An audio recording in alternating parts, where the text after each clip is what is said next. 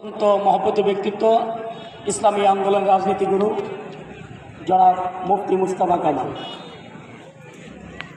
বিশেষ অতিথি হিসেবে উপস্থিত রয়েছেন জামালপুরের 5 আসনের সম্ভাব্য এমপি প্রার্থী, সাবেক যিনি হাত পাখা নিয়ে জামালপুর থেকে নির্বাচন করেছেন, আমাদের অত্যন্ত মহব্বতের ব্যক্তিত্ব, জামালপুর মাটি ও মানুষের নেতা জনাব সৈয়দ ডাক্তার ইউনুস আহমেদ।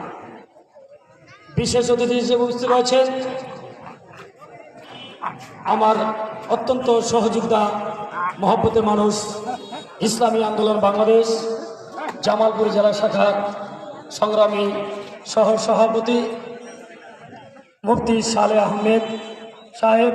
উপস্থিত রয়েছেন ইসলামী যুব আন্দোলন বাংলাদেশের সংগ্রামী যুবনেতা, আজকের অনুষ্ঠানে যিনি প্রধান বক্তা মুফতি হুমায়ুন কবির সহ ইসলামী যুব আন্দোলন, ইসলামী আন্দোলন, ইসলামী ছাত্র আন্দোলন, ইসলামী শ্রমিক আন্দোলন সহ সকল অঙ্গ সংগঠনের নেতৃবৃন্দ উপস্থিত রয়েছে। আমার সামনে অত্যন্ত মহব্বতের সহযোদ্ধা ভাইরা, প্রিয় সহযোদ্ধা ভাইরা, আপনারা জানেন ইসলামী যুব আন্দোলন একটি আদর্শবান সংগঠন। কি বলেন ঠিক কিনা? এদেশের যুবকরাই জাগলে বাংলাদেশ জাগবে। কি বলেন ঠিক কিনা? যুবকদের হাতেই বাংলাদেশ গড়ার কারিগর। কি বলেন ঠিক কিনা?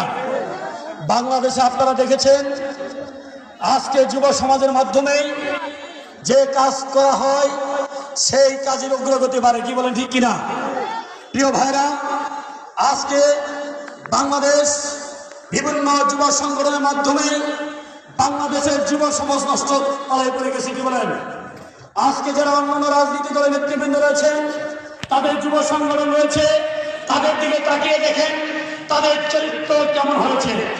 প্রিয় বন্ধুরা, আপনারা জানেন ইসলামী যুব আন্দোলনের নেতৃবৃন্দ দিকে তাকাবেন, তাদের চেহারা দেখলে মনে হয় যে সাহাবীদের চেহারার মতন একটা অনুসরণ। কি বলেন ঠিক কিনা?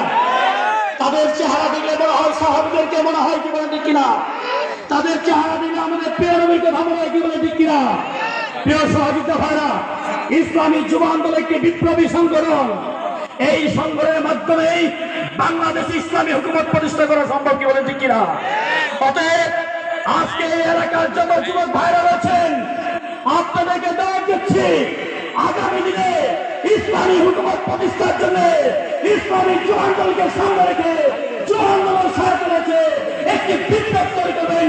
সেই বিপ্লব হয়ে এই এলাকা থেকে জামালপুর শহর থেকে সারা বাংলাদেশ ব্যাপী একটি বিপ্লব হয়ে ইসলামী হুকুমত প্রতিষ্ঠা বিপ্লব। কি বলেন ঠিক কিনা ভাইরা? বন্ধুরা, ইসলামী হুকুমত প্রতিষ্ঠা হলে আমাদের লাভ কিনা? ইসলামী হুকুমত প্রতিষ্ঠা হলে এই দেশের চাঁদাবাজ বন্ধ হবে, দুর্নীতি বন্ধ হবে, অন্যায় বন্ধ হবে, মাদক বন্ধ হবে। কি বলেন?